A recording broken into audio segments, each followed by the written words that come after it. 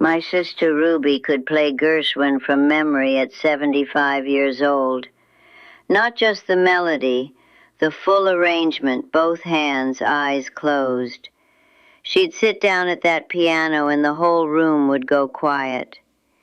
By 83, she couldn't remember my name. I'm Hattie May. I'm 104 years old. I played Chopin this morning. Same piece I learned when I was 13. I did the Saturday crossword before lunch, and tonight I'm going to beat my grandson at Scrabble for the 14th time in a row, and he knows it. People hear that and they think God gave me something special. He didn't. He gave me the same brain he gave Ruby. The difference isn't luck, and it sure isn't good genes. The difference is what I did with it every single day for the last 100 years, and what Ruby stopped doing. What most of you are already stopping. So sit still, because what I watched happen to my sister is coming for you faster than you think, and there are things you can do about it right now, today, that most people won't tell you. You think Alzheimer's is something that happens to other people, older people, people who didn't take care of themselves. You think you're going to notice when it starts. You're going to catch it early, do something about it, handle it. Honey, Ruby thought the same thing. Here's what nobody tells you. The brain doesn't announce itself when it starts to go. It doesn't send you a letter. It doesn't cough and give you a warning. It just quietly starts turning off the lights in rooms you haven't visited in a while. And by the time you notice the dark, whole wings of the house are already gone. You are making decisions right now, today, this morning, last night, that are either keeping those lights on or letting them flicker out. The scrolling, the sitting, the eating, the isolation you call just needing some quiet. The way you stopped learning anything new after 40 because you figured you already knew enough. You are not too young for this conversation. You are exactly the right age, because by the time you're my age, the garden is already what it's going to be. You're just maintaining it. The planting happened long before now, and right now most of you are letting the weeds in. Let me tell you about Ruby. She was 2 years older than me, born in 1918 outside of Macon, Georgia, in a house that didn't have electricity until she was 9 years old.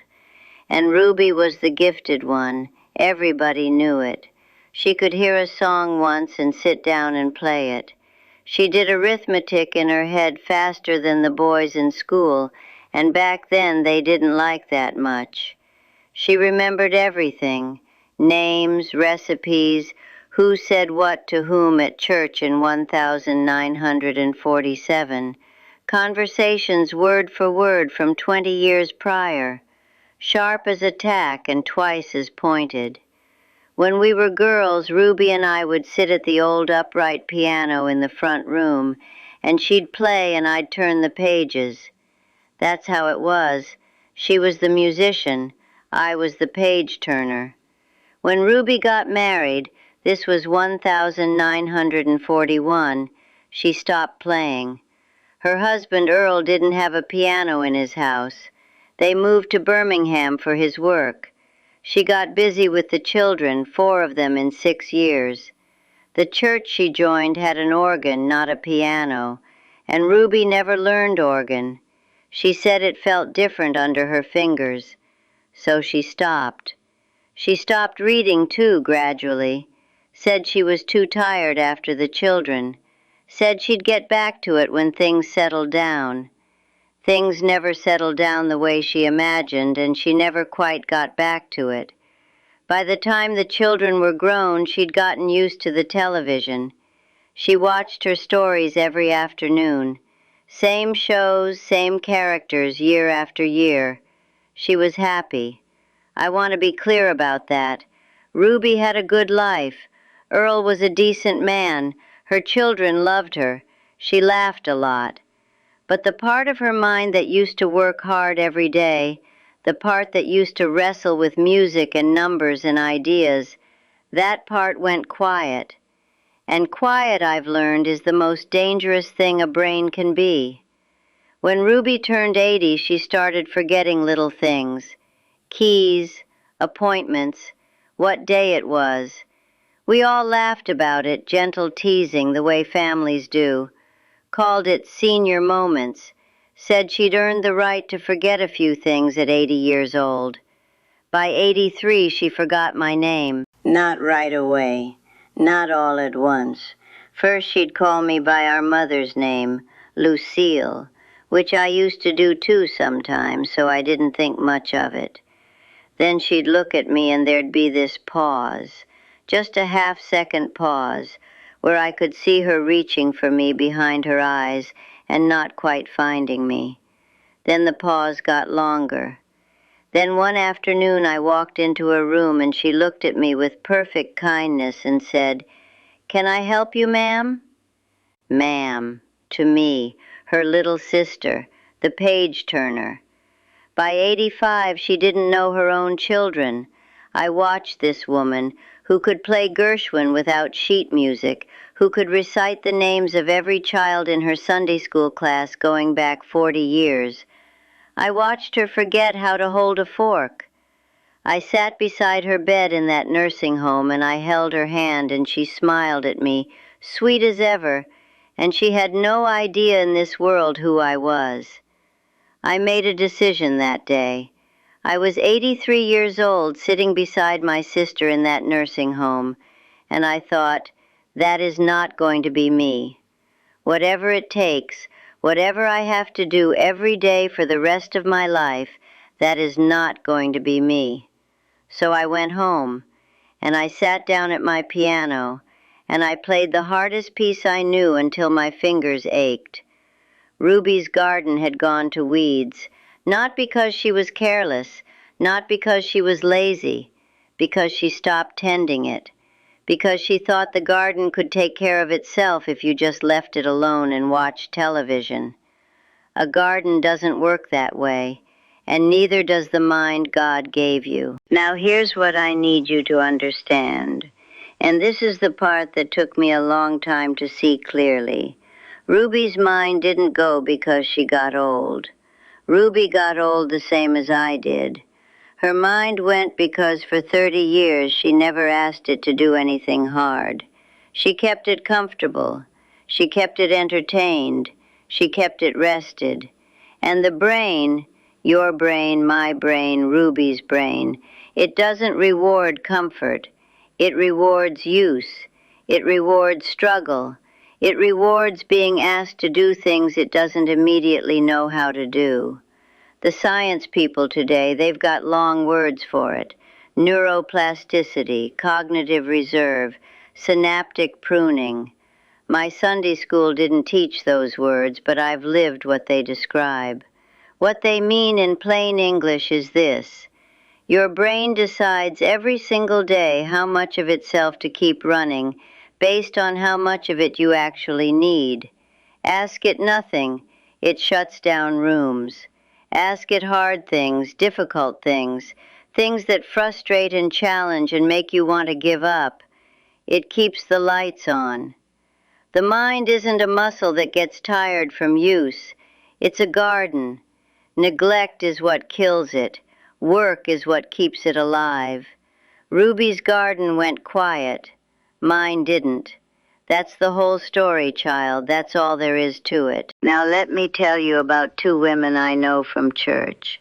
Because Ruby isn't the only lesson I've learned. There's Mildred. She's 87 now. Or she was, God rest her. Mildred's husband passed in 2003, and that grief just hollowed her out. She stopped leaving the house, said people tired her out, said she just needed peace and quiet. And I understood that. Lord knows I understood it. I lost my own Walter and wanted to close the door on the world too. But Mildred didn't push through it.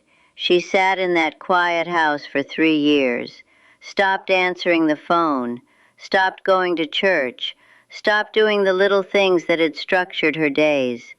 By 2006, she had dementia, not because she was sick, because she went silent, because she took herself out of the world and the world, slowly, gently, took itself out of her. Then there's Florence. She's 91. She has a bad hip, a fixed income, and a hearing aid that whistles when she talks too fast.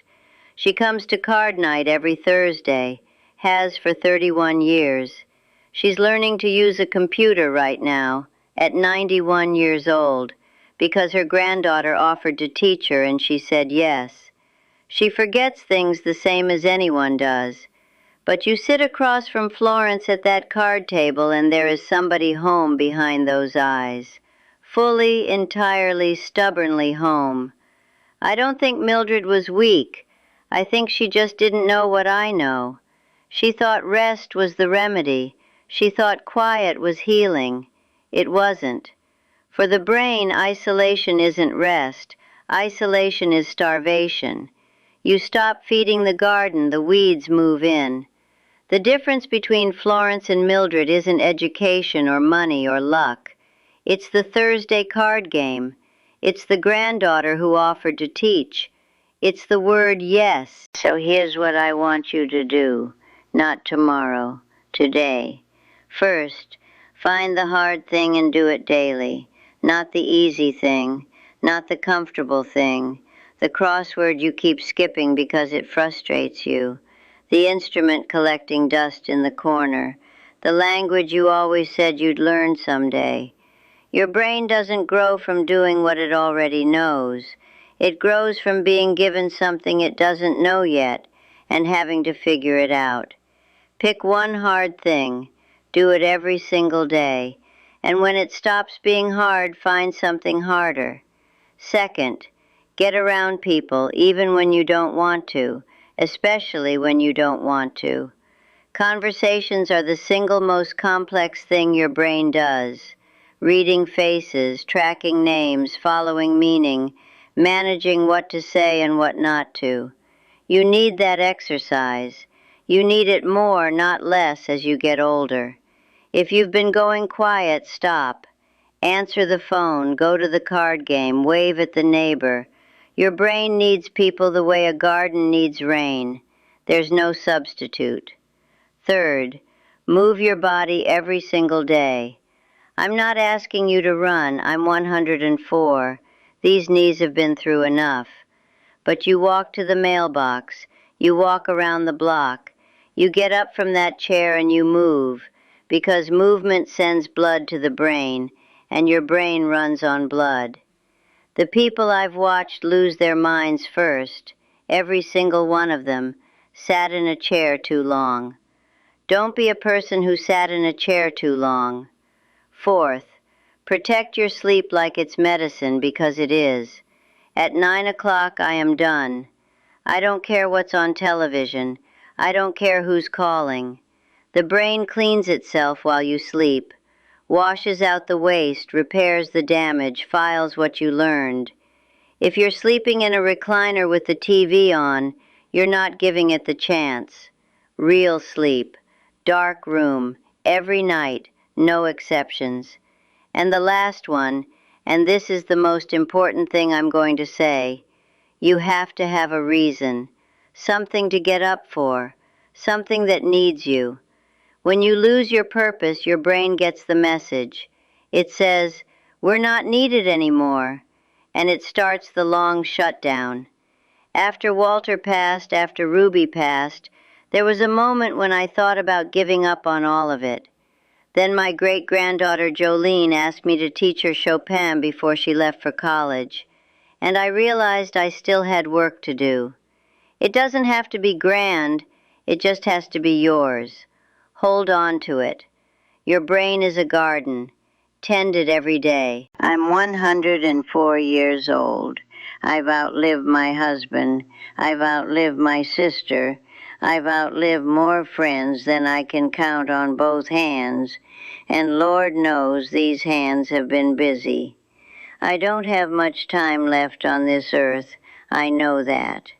Some mornings when I button up my coat and head to that piano, I wonder if this is one of the last mornings I'll do it. And then I sit down and I play. That's the lesson right there if you want it. Not in the words, in the doing.